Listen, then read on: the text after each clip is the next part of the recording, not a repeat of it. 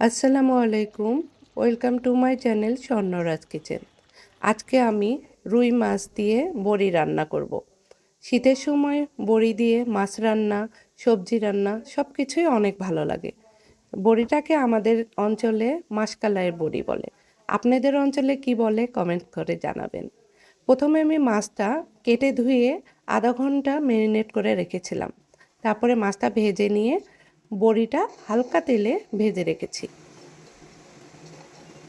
তারপরে কড়াইয়ে তেল দিয়ে পেঁয়াজ, বিভিন্ন ধরনের মশলা যেটা সবাই দিয়ে থাকে, হলুদের গুঁড়া, ধনিয়ার গুঁড়া, মরিচের গুঁড়া, লবণ, আদা রসুন জিরা বাটা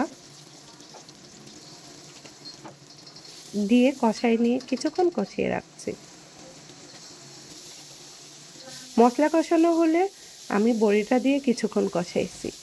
বড়িটা একটু কষাইলে বড়ির ভিতরে মশলা যায় এবং খেতেও সুস্বাদু হয়।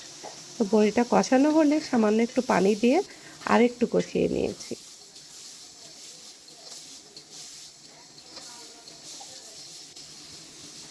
বড়িটা সিদ্ধ হওয়ার জন্য একটু বেশিক্ষণ কষাই রাখছি। বড়িটা কষানো হলে আমি এটাতে পেঁয়াজের ফুলকি, টমেটো এগুলো অ্যাড করে দিয়েছি। বিভিন্ন সবজিও দেওয়া যায়, আমি শুধু এতটুকুই দিয়েছি। আপনারা আপনাদের পছন্দ মতো দিতে পারবেন। বড়ি কষানো হয়ে গেলে আমি মাছের ঝোল যেটা, সেটা গরম পানি দিয়ে দিয়েছি। ওইটা মাছের ঝোলটা ফুটে গেলে আমি মাছ অ্যাড করে দিয়েছি। তো মাছ অ্যাড করার পরে 10 থেকে 15 মিনিট ফুটালে আমার রুই মাছের পাতলা ঝোল হয়ে যাবে। দেখতে যেমন সুন্দর, খেতেও কিন্তু অনেক সুস্বাদু। আমি ট্রাই করেছি, খেতে অনেক মজা হয়েছে। আপনারাও ট্রাই করে দেখেন, অনেক ভালো লাগবে।